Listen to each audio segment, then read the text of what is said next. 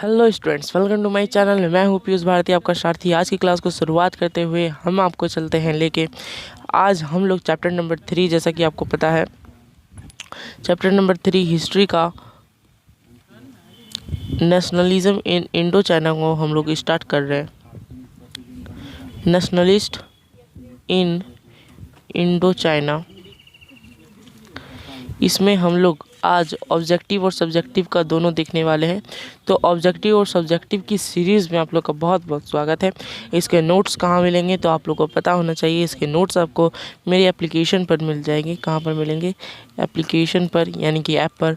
वो ऐप आपको description box में लिंक मिल जाएगा यूट्यूब के, और उसमें आप लोग डाउनलोड कर सकते हैं। ठीक है, वहाँ पर आपको फ्री नोट्स मिल सकते हैं। ठीक है, चलिए अपनी क्लास को आगे बढ़ाते हुए हम लोग आज का पहला क्वेश्चन डिस्कस करेंगे।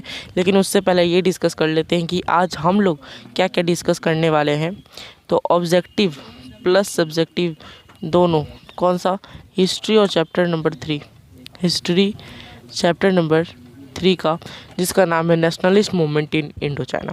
ठीक है, तो बिहार बोर्ड इंग्लिश मीडियम में आप लोग जुड़ चुके हैं तो प्लीज़ इस वीडियो को शेयर कर दीजिए, और अगर नए हैं चैनल पर तो प्लीज़ सब्सक्राइब कर दीजिए। चलिए अपनी क्लास को शुरुआत करते हैं। तो पहला क्वेश्चन आप लोग के स्क्रीन पर आता है।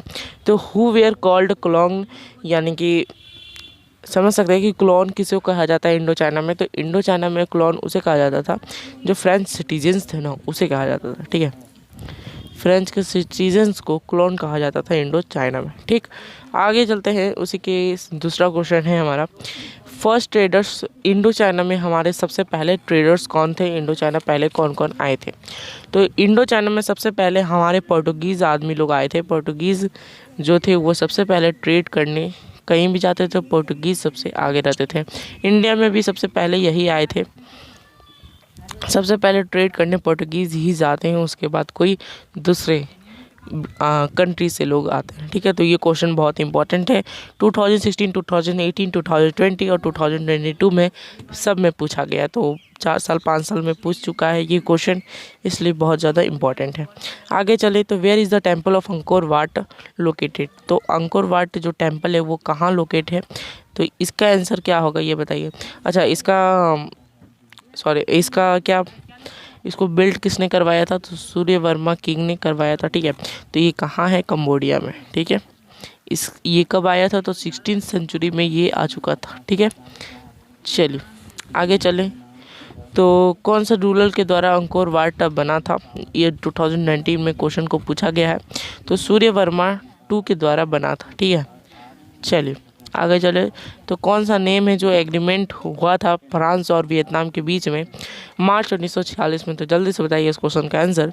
ठीक है, ठीक, उसके बाद टेंसिन कैंटोन हो ची मिन नन ऑफ दिस।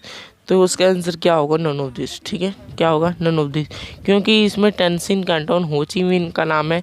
यहाँ पर एग्रीमेंट का नाम होना चाहिए जिसको हम लोग कहते हैं जेनेवा एग्रीमेंट। ठीक, चलिए आगे चलते हैं। Who wrote the history of the loss of Vietnamese? तो एक बुक लिखा था history of loss of Vietnamese. तो वो कौन लिखा था?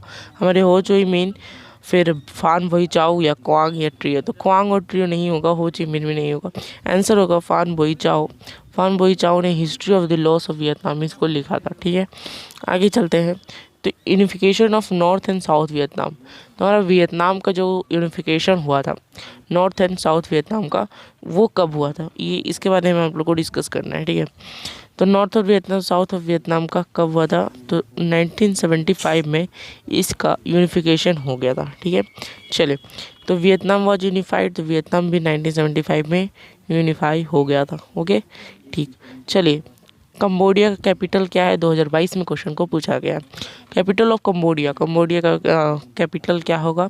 Hanoi, Phnom Penh, Bangkok, Ottawa. तो इसका कंबोडिया का क्या होगा? हैनोई। ठीक, चलिए आगे चलते हैं। नेक्स्ट क्वेश्चन है हमारा, सिंगापुर बिकम इंडिपेंडेंट व्हेन? तो सिंगापुर इंडिपेंडेंट कब बना था? सिंगापुर इंडिपेंडेंट 1965 में हो गया था। ठीक है, हम लोग के, ठीक, इंडिया का इंडिपेंडेंस कब कब हुआ था? तो 1947 में। ठीक है, चलिए तो 1965 को टिक मारिए और आगे बढ़िए।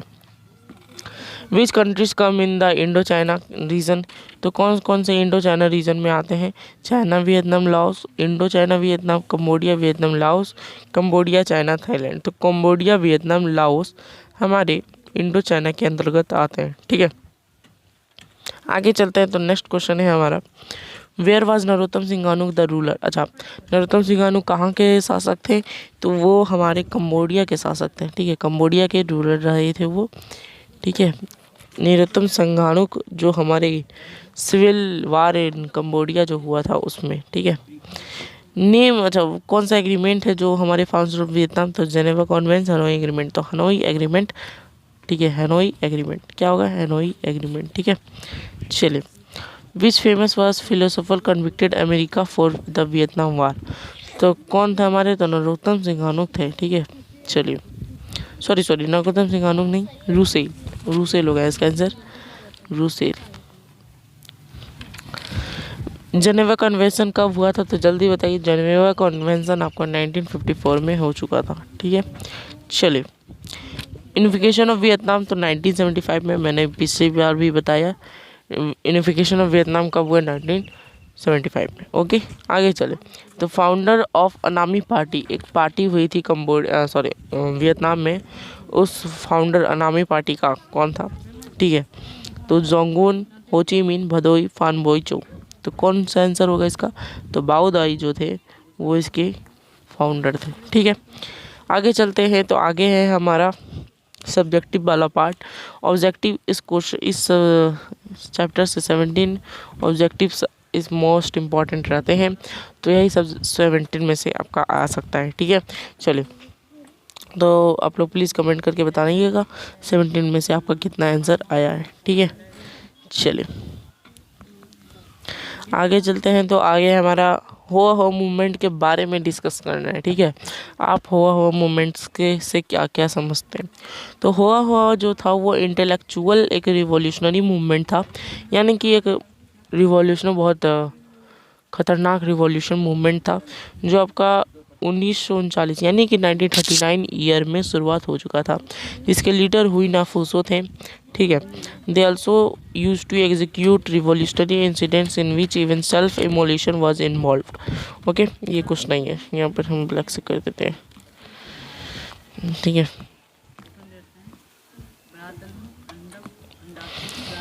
ठीक, समझ में आया। तो एक इमोलेशन इन्वॉल्व हुआ था जिसके लीडर हमारे हुइना फूस होते हैं। ठीक है, और ये रिवॉल्यूशनरी इंसिडेंट्स को एग्जीक्यूट करने की कोशिश भी कर रहे थे। ठीक है, चलिए। तो हो ची मिन, यहाँ पर हो ची मिन होगा, यहाँ पर नोट कर लीजिए, वो बी मिन नहीं, हो ची मिन, हो ची मिन। ठीक है, हो ची मिन रूट क्या है? तो हो ची मिन रूट जो है वो हनोई से जाती है। कहाँ से जाती है? लाओस को पास करती है, बॉर्डर एरिया ऑफ कंबोडिया को। was the route to the South Vietnam through which hundreds of raw paved roads were connected to it. America had damaged it many times but is repaired again. तो हो ची मिन root क्या है? एक root है जो हनोई से जाती है, लाओस को पास करते हुए कंबोडिया तक का बॉर्डर तक। फिर ये वह route of Vietnam, South Vietnam, जो 100 ऑफ रो पैव्ड रोड्स को कनेक्टेड रखती है, और अमेरिका इससे कई बार डैमेज हुआ है और उसके बाद फिर से ये रिपेयर किया गया है। ठीक है, आगे चलते हैं। तो राइट इन ब्रीफ अबाउट हो ची मिन। हो ची मिन क्या थे? 2011 में क्वेश्चन को पूछा गया है। ठीक है, चलिए। तो हो ची मिन एक स्टूडेंट थे वियतनाम के। हो ची मिन जो है इन्फ्लुएंस्ड थे कम्युनिज्म से, कम्युनिज्म। ठीक है, और ये फॉर्म किए थे वियतनामीज रिवॉल्यूशन पार्टी इन 1925। उसके 1930 में हो ची मिन founded the Vietnamese communist party, और जो एक हमारी वियतनामीज को इंडिपेंडेंस करती। ठीक है, चले आगे चले। तो हो ची मिन कौन थे? एक स्टूडेंट वियतनाम के जो कम्युनिज्म को इन्फ्लुएंस थे। उसके बाद वियतनामीज रिवॉल्यूशनरी पार्टी को फॉर्म करते हैं। उसके 5 साल बाद वो एक वियतनामीज कम्युनिस्ट पार्टी को फॉर्म करते हैं। ठीक है, when and between home was the Geneva agreement done. तो जेनेवा एग्रीमेंट किसके बीच हुआ था? तो जेनेवा एग्रीमेंट हुआ था आपके रूस और अमेरिका के बीच 1954 में, यानी कि 1954 में। ठीक है, Vietnam was divided into 2 parts in this agreement. तो साउथ वियतनाम और नॉर्थ वियतनाम में बढ़ जाता है वियतनाम हमारा। ठीक है, आगे चलते हैं। तो नेक्स्ट क्वेश्चन है हमारा, what was the one way to contracting system. कौन सा एक वे है हमारा कॉन्ट्रैक्टिव सिस्टम। अच्छा, हमारा जो वन वे कॉन्ट्रैक्टिव सिस्टम था, इसमें हमारी बॉन्डेड लेबर्स आते थे जिनको लेबरर्स के पास कोई राइट्स नहीं होता था, जबकि ऑनर्स के पास अनलिमिटेड राइट्स होता था। राइट्स का क्या मतलब है यहाँ पर? राइट्स का मतलब है उपलब्धियाँ, कि वो लोग क्या क्या अपना काम का राइट्स ले सकते हैं, फ्रीडम उनको कितना है। With this arrangement labourers were employed in this field of rubber plantation farms and factories. Okay, तो लेबरर्स के पास उतना राइट्स नहीं होता था, लेकिन ऑनर के पास सारा राइट्स होता था। आगे चलते हैं तो नेक्स्ट क्वेश्चन है बाओदाई। बाओदाई कौन थे? तो बाओदाई एक रूलर थे, प्रोविंस थे अन्नम और साउथ वियतनाम के, जो हेल्प करते हैं फ्रांस और अमेरिका को वियतनाम के साथ साथ। ठीक है, वियतनाम सदर्न वियतनाम में वो बाओदाई थे, हेल्प किए फ्रांस और अमेरिका को वियतनाम से निकलने में। ठीक है, चलिए। तो उसके बाद एक नपाल्म और एजेंट ऑरेंज क्या था? तो नपाल्म जो है एक ऑर्गेनिक कंपाउंड है जो स्किन को जलाने के लिए मदद किया जाता है। ठीक है, वहीं एजेंट ऑरेंज जो है वो एक पॉइजन की तरह काम करता है, जो हमारे पत्तियों को यानी कि ट्री को जलाने में काम आती है। ठीक है, और इससे ट्री भी जल्दी मर जाती है, और ये डिस्ट्रॉय करने के फॉरेस्ट को डिस्ट्रॉय करने के लिए बहुत इंपॉर्टेंट रोल निभाती है। ठीक है, नापाल्म और एजेंट ऑरेंज ये कई बार क्वेश्चंस आ चुके हैं, तो प्लीज़ इसको भी पढ़ लीजिएगा। और नेक्स्ट हम लोग अपनी बात करते हैं कि नेक्स्ट चैप्टर में नेक्स्ट क्लास में हम लोग क्या क्या पढ़ेंगे। तो नेक्स्ट में हम लोग क्या पढ़ेंगे ये डिस्कस कर लेते हैं। नेक्स्ट में हम लोग पढ़ने वाले हैं चैप्टर नंबर 4, जो हम लोग का नेशनलिज्म इन इंडिया है। नेशनलिज्म इन इंडिया का हम लोग बोलते ऑब्जेक्टिव और सब्जेक्टिव दोनों। ठीक है, तो ये सब ऑब्जेक्टिव प्लस सब्जेक्टिव सीरीज़ में आप लोग को देखना ना भूलेंगे। ठीक है, ऑब्जेक्टिव और सब्जेक्टिव सीरीज़ अभी बहुत आगे चलने वाली है। ठीक है, तो नेशनलिज्म इन इंडिया एसएसटी का पूरा ऑब्जेक्टिव और सब्जेक्टिव सीरीज़ बिहार बोर्ड के आ रहा है। ठीक है, चलिए तो मिलते हैं, बाय बाय, टेक केयर।